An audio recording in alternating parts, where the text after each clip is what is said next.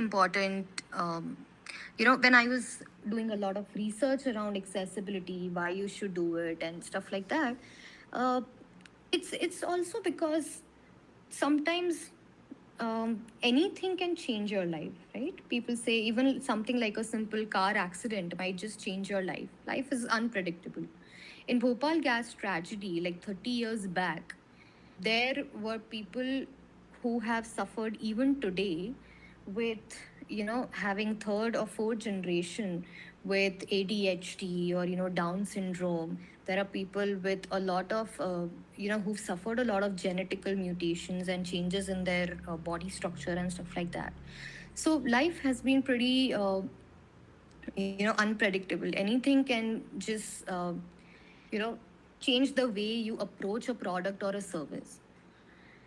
One of another case studies that I was looking at was from Haiti's earthquake, uh, which transformed Haiti in such a way that even government took a lot of initiatives, and it turned out to be so good that people, you can actually see people with amputations going to a doctor or a lawyer, or people going to like a clinic with an amputation. It became so common. So many people were you know they were they were injured in this earthquake.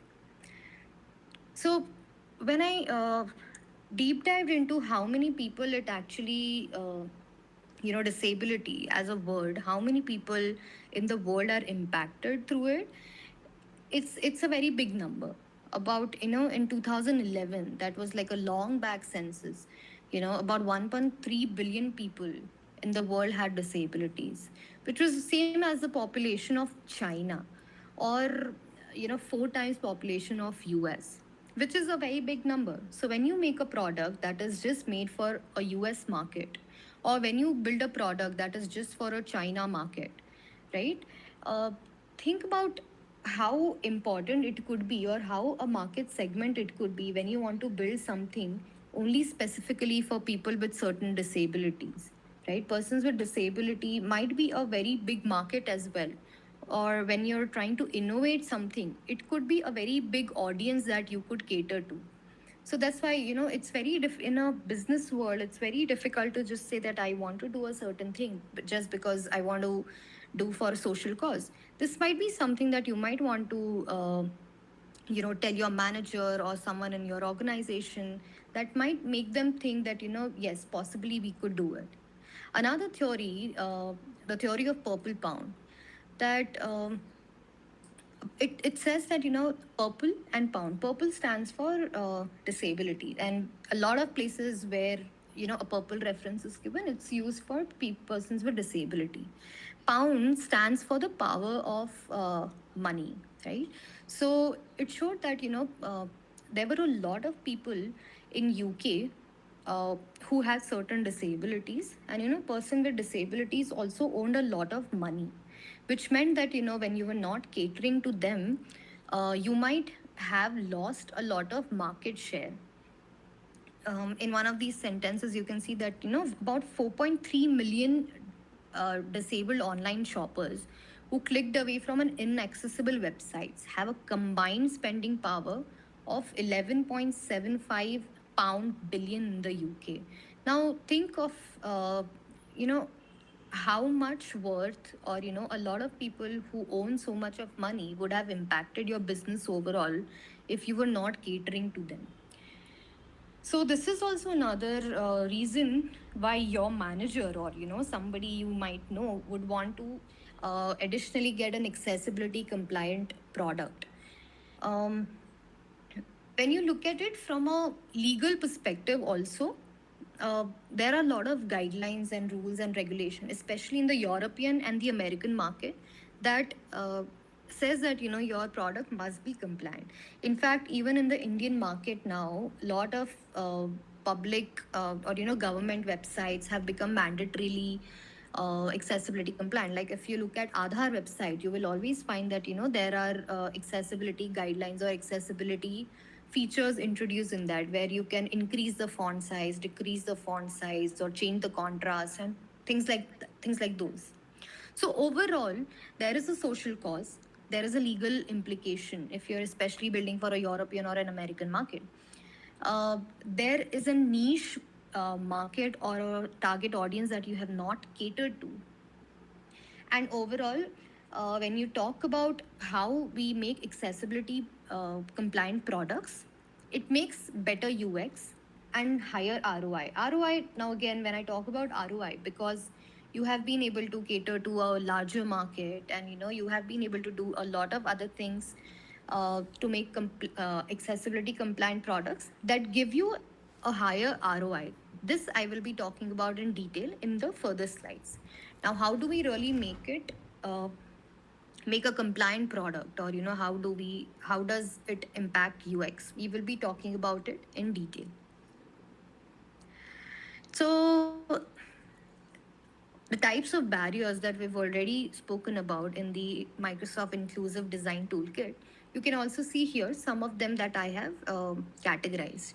Vision barriers, where people might have a low vision, or complete blindness, partial blindness, or a color blindness. It could be a variety of things. Then auditory or hearing issues, speech disabilities, where someone might have difficulty talking, or uh, sluttering, something like that. Cognitive and neurological disorders, where this is not very easily um, you know easily, I would say, seen, but a lot of people might have certain complications in understanding or learning. So all of these come under the cognitive and neurological issues. And motor disabilities, this also, I think, in India I haven't seen so many people with motor disabilities being tech friendly, but definitely there are a lot of people. Again, going back to the conversation, that there are people who have been using certain devices, like additional keyboard, or special motorized wheelchair and things like those, that that help the motor disabilities users also to perform their day to day life activities. So all these people, all the challenge that we just talked about, these people use certain devices to help themselves, something called as assistive technology. Anything as simple as like a specs or glasses that require it for seeing properly, could also be categorized as an assistive technology. So, in terms of assistive technologies, now people have started using, Braille converter. When a digital information can be converted to Braille, uh, and someone who cannot really actually touch the Braille device and see what information is being, displayed on the digital device. Lot of such devices have come into, market, and I think, not sure, some of if you've ever seen the Shark Tank episode, where they've actually got one Braille device, or a digital Braille device. It's called a refreshable Braille, where whatever is on the system gets converted to the Braille, and the user can actually touch and read all the information. One of those Shark Tank episodes also I will share with you on this channel.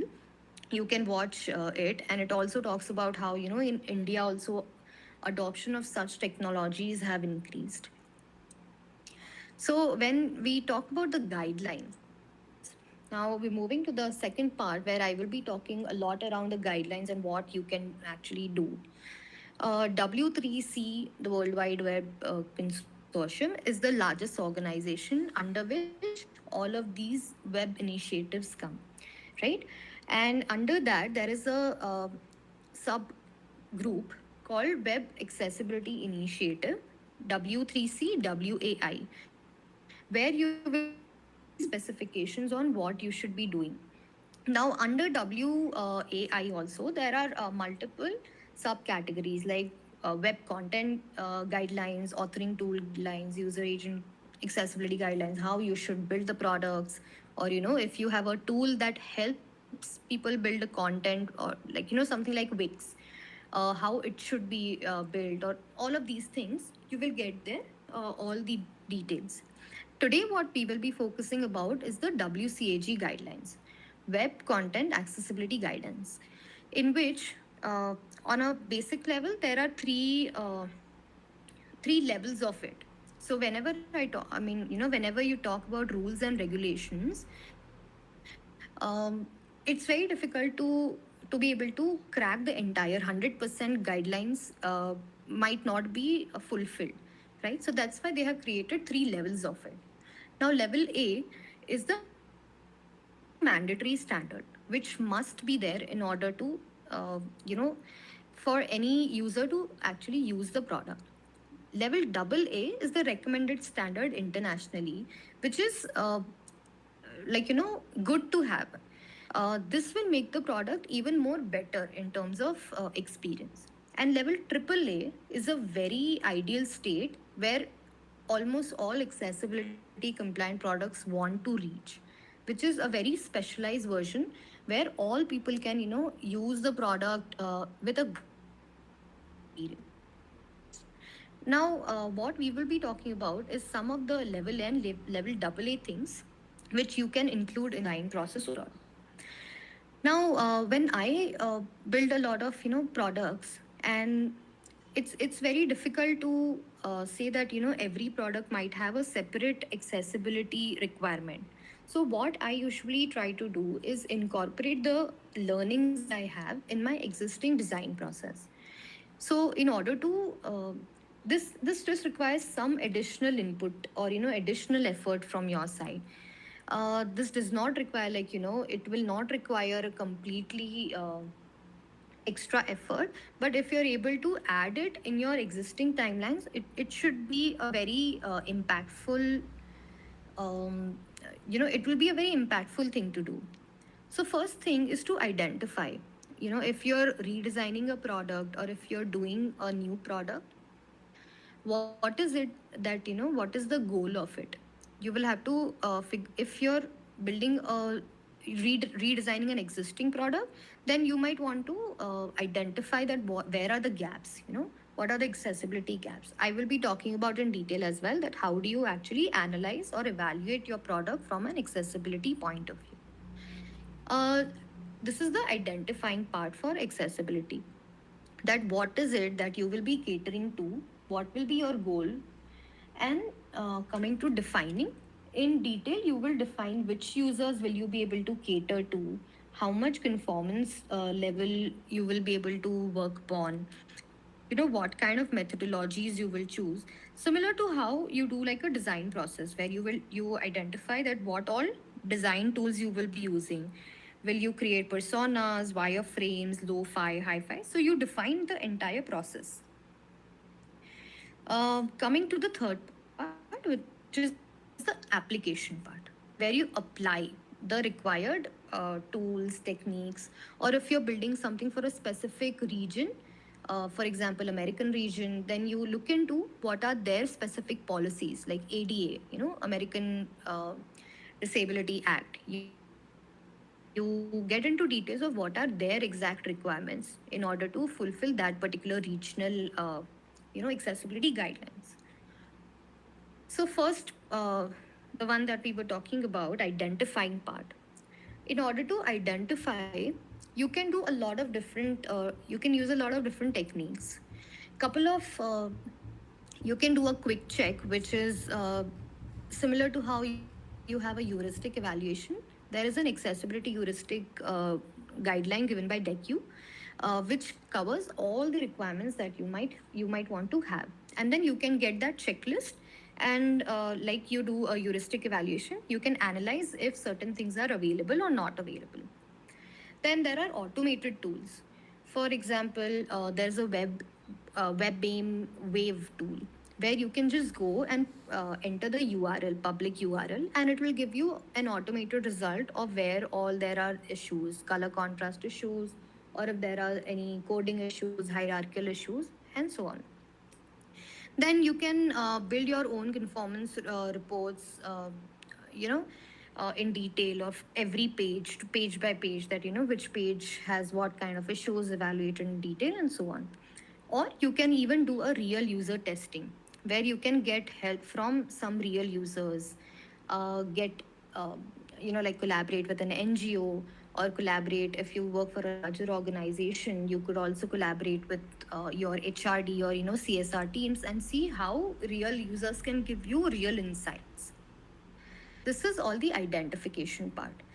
These are some of the heuristics DECU, you know, list of items where you can understand what all you want to evaluate. Like what kind of interaction methods is the product using? How does the user interact? Is there an audio involved? Do we also, if we have a chat functionality, do we also have a voice functionality? Can the user hear? If they can't hear, can they type? Different interactions, point of interactions. This I will not get into details, considering we have limited time. But these are pretty simple to understand. And overall, I would suggest this also helps in terms of experience building. That, when you have for example, error prevention and states, when you have a clear error identification, and clear uh, when you are able to give the user a clear idea of what the error is and how does he fix it, all of this makes the user experience much better, right? For example, other is contrast and legibility. It overall makes the UI better and easier for people to read, and so on, right? So this is an overall, you will get all the list of these. You can get a template and fill out for your own product and analyze on the basis of the checklist. What you could, coming to the defining part, what you could also define when you're building your own personas. um, say See, it is pretty difficult to actually cover all the personas that we were talking about, right? And accessibility is something very huge to do. So I would suggest, even if not all, if there is a possibility to do some, that would be a great thing to do, right?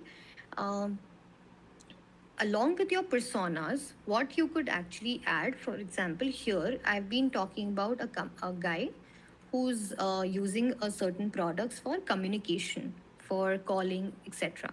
Now, what I have done here is, I've added something called as an attitude, assistive technology, and ability.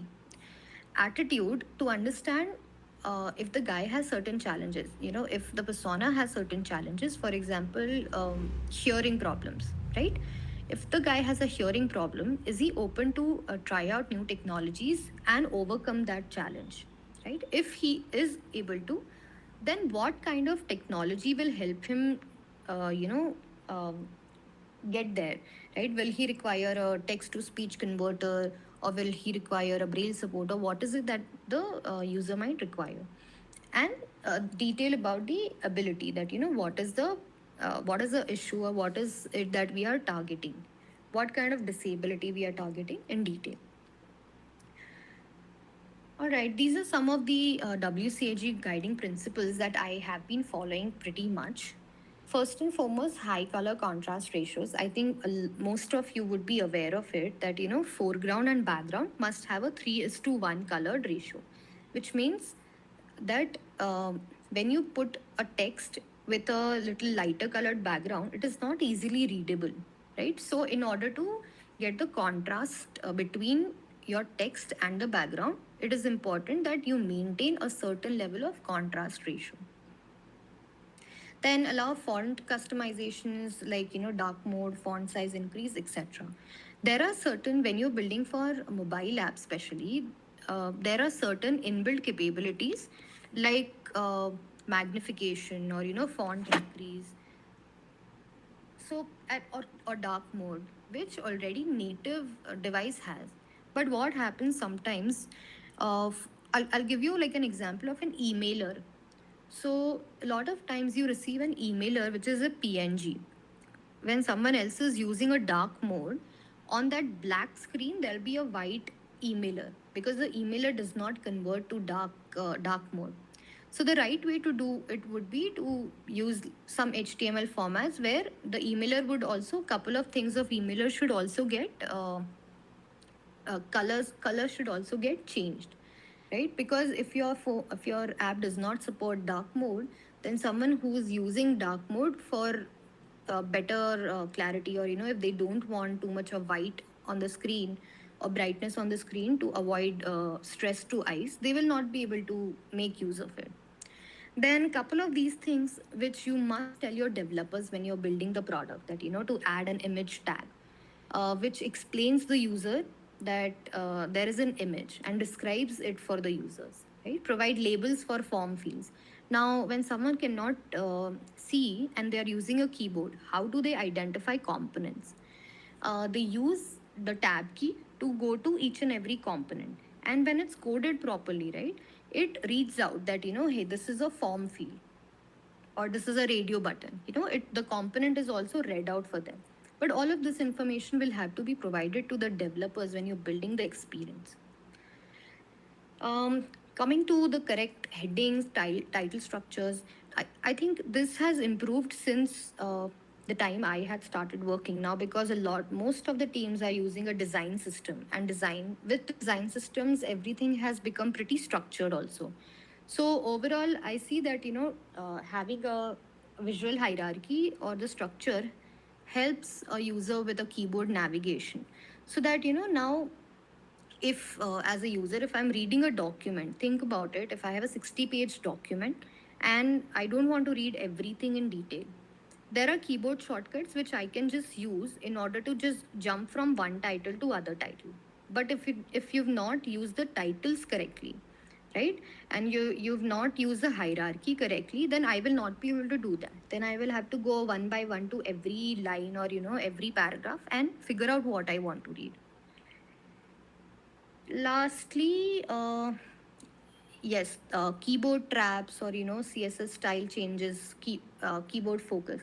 So when you're using a keyboard, um, it is very, so I think Figma has also started to give a focus order um, plugin which you can use in order to define that after what point, what is the next step. When you click on tab, it goes to next and previous. So you can define your focus order in so that when a user is using a keyboard, he will be able to navigate easily. And keyboard focus also plays a very important role, because when you've not defined a keyboard focus area, sometimes user will not be able to understand where on the screen he is, right? I think in the latest WCAG guidelines, WCAG 2.2, there has also been a recommendation to add keyboard focus with certain strokes, a 1 pixel of stroke, so that it's clearly visible at where the keyboard or where the focus is. All right, I think in the interest of time, I will just quickly, take you through all the important key considerations. First of all, text and images, because they play a very important role in UI, UX, and any product. Make sure that the text is clearly readable, and define that what would be the smallest text size that you will be using. Also, one of the important things that you must make sure that, in term for links, never use click here as a hyperlink, because when a user with a keyboard is using it uh, and going back to back all the links, it will always say click here, click here. You must define a clear word for it, that what is it which will open on clicking of this link. Provide alt tags. With every image, you should provide an alt tag. Now this is also available for all social media also, so that people who cannot see, or who are using a braille support or something, or an audio converter, they will be able to understand what that image is. For example, if it's a dog, dog playing in a garden or something like that, then you might want to just describe that what that image is, so that that particular user can see. A particular user who cannot see can actually uh, listen to the description of it. Color contrast, I think this is a pretty known, thing in the industry, that you should not use a couple of colors, together. Color blindness is something that might impact your overall experience. So when you say, some people cannot identify between a red and green, right? Now when you say that click the red button to do X activity, or when you just put color as an indicator, saying red color means a red color text means accept and green color text means reject, right? Some people might not be able to understand which color it is. So in that case, you will have to either have a text or a symbol or something that helps them identify what it is. And color contrast, when you have enough color contrast, even if you're not having enough, I mean, even if users cannot identify between two colors, they will be able to easily identify that there is a difference in the colors. So when you're building a product, you can also do a color contrast analysis using lot of plugins, Stark, like color contrast plugin, and check how different people with different color blindness can actually see. So these are some of the screenshots of a user with blue week, or trichinomoly or tritanopia, red blind. How do they really see this particular color? These are some screenshots of it. So you can verify your screens also when you're designing on Figma. Scalability, like I said, there are a lot of native options on phones and desktops available, where you can, where user can increase their font size. I think a lot of your parents might be using something of that sort, that when they use a zoom font, or a zoomed version of the phone. So in that case, when you've not defined it correctly, the font size increases and everything merges. So text resizer is also one plugin that you can use to check how overall your screens would look if the font size was increased. I think now auto layout has made it much better, that when you've defined all the containers properly and auto layouting is done for horizontal and vertical both properly. Uh, when you use this text resizer plugin, it will automatically make the container shift, something of this sort. When you see here, uh, the default version looks like this, but when I've defined the clear containers with auto layout, it automatically makes the container bigger, and all the information easily fits in here. All right, with this, we I think in the interest of time, these were a couple of things, important things that I wanted to bring to your attention. And with this, I think you should be able to build a lot of products, and at least do a few mandatory level of accessibility requirements. Awesome. Okay, that was great. I have a few questions, and I think there are a couple of questions in the chat as Yes. well. So Yeah, happy to take some let's do questions. those now. Yes. So I think one of the first things that I wanted to ask you about was about the personas that we just spoke about, and I think I saw that you mentioned thinking about what their versatility when it comes to how good they are with using tech, plus bridging that gap. That was a great point. But how do you so when you're building a particular product, how do you narrow down which kind of disabilities to concentrate on? Are there certain disabilities that are bare minimum to consider, and then you move on to others, or is there some sort of framework that we can use on time constraints, things like that, that can help us navigate, also including personas that are accessibility related? I think I would suggest what you could do is think about your features, and when you look at your product features, think about every persona, how they will be using it, right? And do you see that there is a particular challenge, or there is something that will impact the user, right? And then maybe you could take a call, because now this will completely depend on product to product, right? So I would suggest this would be the best way to actually there are majorly 4 to 5 types of persons with disabilities, right? 4 to 5 categories. Now, when you define all of these categories, you might want to see that, X feature, is it usable by category 1, category 2, category 3? And then you could see if there is a point of exclusion. Then the experience might not be great, but is it something that is just making the user not use it at all? Right? Then I would suggest fix those. Right? A bad experience is still okay, but not being able to use a product is not okay. Right? So that is something that you should definitely target to solve for. Definitely, got it. I also had a question about the situational versus like permanent disabilities slide that you had. Um, how does that impact like software or the software that we make? How do we, what sort of frameworks will we use to consider?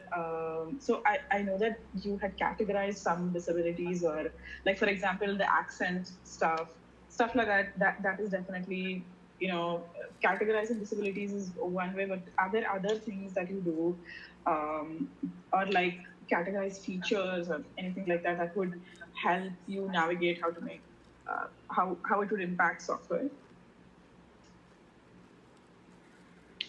Um, I would, sorry. So when you say softwares, right? Mm. Are you specifically talking about a product or Yeah. no, if you could, explain the question once again. Got it.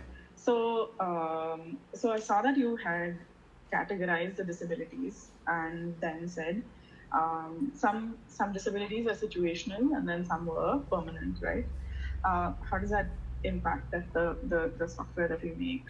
Got Actually, it. that Got it. is. So Mm, when I said, situational and temporary, mm, it's something that mm, that automatically gets solved when you're solving for a permanent disability, right? mm, It's a bonus.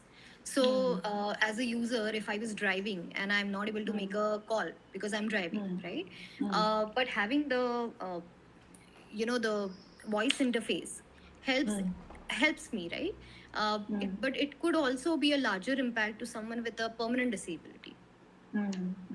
So overall, when you Definitely. solve for a permanent disability, it solves a lot of other use cases as well. Got it. Got it. So that's the base, the ground base that you cover first, and then you think about the Yes. rest. Understood. Understood. Um, I think another question that I had was, so you mentioned the click here sort of things where I think that's so. Just to clarify, I think I don't know if anybody else has a problem, but I was struggling to understand the context of it. So are you saying that this is in context with only when people don't have a mouse or not using a mouse and they're only using a keyboard, or could you give more context on what that particular point was about? Yeah. So let me let me quickly show you a video on how a keyboard accessibility works. Okay, just give me a moment. So any user, when they're not when they're not using a mouse, right? They might be using either a keyboard or a refreshable braille or a sip and puff tool, any other tool.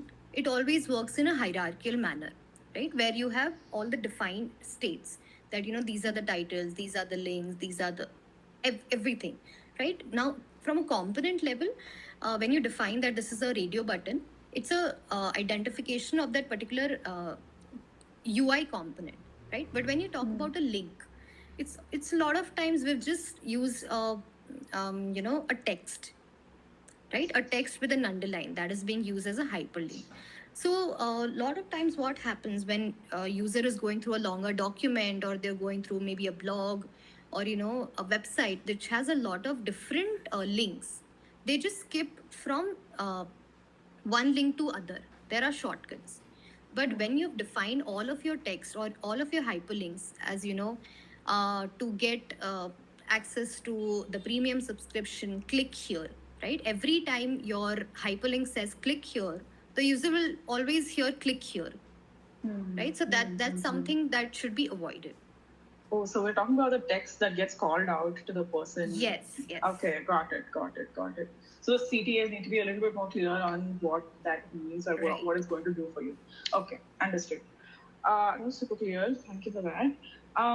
Another thing that I was curious about was, so we talked about guidelines and where to refer to some guidelines with respect to disabilities, but are there like open source technologies that are out there that we can use for? I think this is for like founders and like people who are just like making software by themselves. Are there like open source tech available that helps us translate to other disabilities out there that you might know of? I'm not really aware of, but I think now a lot of bootstrapped products, or all the technologies, a lot of them who are built on a framework level. If you look at Microsoft or IBM, they are also built keeping accessibility in mind. So when you're looking for a framework, right, you can actually look for something that has accessibility compliance. Mm-hmm. That helps, yes. Let me take a few questions from the chat. Sure. Okay, so there is this question by Harsh called, sorry, that says, quick question. As India government has released using pattern around dark theme and content format too, does it align to the accessibility like that? Does it comply with the accessibility guidelines? Have you had a look Dark at it? pattern laws, is it? No, I think he's talking about dark themes. Dark theme. Do you mean in UI sense or? Yeah. Probably UI sense. No, I'm not sure of. But Not if it's sure. about dark Okay. patterns, then I think most dark patterns are meant to make sure that ease of use is increased for the user. So I'm sure that is pretty much in line of accessibility as a philosophy. It might not have clear guidelines which match with WCAG, but definitely as a philosophy, it is to increase the access. Okay, got it. This is probably the last question of today. When you were learning about disabilities, like for the first time, were there certain disabilities that like made you curious that you had never heard of before that you like to talk about? Yeah. So when I started working for this one client based in US, we were building a universal for all communication platform, and it was pretty interesting to know that they wanted to make sure that every particular screen was available uh, in a landscape theme as well, right? Like I mean, when you auto rotate, a lot of things don't auto rotate, and it does not fit in the landscape version. But they Correct. wanted to have everything in landscape version because they said that there are people who might be that's something called as quadriplegic and paraplegic, right? Which is people who might not be able to move any of their limbs, hands or legs, right? For them, it is very important to have everything on their landscape version, because if someone's calling them, they will not be able to rotate their phone, right? That was something very interesting that I've never heard of before. Uh, can you tell me why it would be important to rotate your phone when you have that kind of disability? Maybe I don't know enough. Yeah, but No, yeah. so all the apps need to be in portrait and landscape mode both, is what the No, suggestion no, was. that I understood, but when you have a disability like that, what is like stopping you from using something in portrait mode? Was my No, so when you question. cannot use your hands, or it's something almost like a paralyzed user, right? But if I'm using my phone for maybe just listening to music, or my phone is attached to my wheelchair, or it's kept at one point, right? But and I get a Correct. phone call, but phone call is always in a Understood. portrait screen. How do you rotate Understood. and take the call? Yeah. Understood. That makes sense. Okay, this was great. I think that's all of the questions for tonight. I think something that I want to mention to everybody in the audience is let us know what you thought. on Twitter or on Instagram. They reach out to us. Thanks so much, Garima, for this session, even though we started out pretty rocky. And thanks to Pooja as well for figuring it out so fast and coming through with this. And thanks for the people that tuned in today. And we'll see you guys soon. We'll see you in the Thank next you so session. much. Thanks a Yeah, lot. thank you.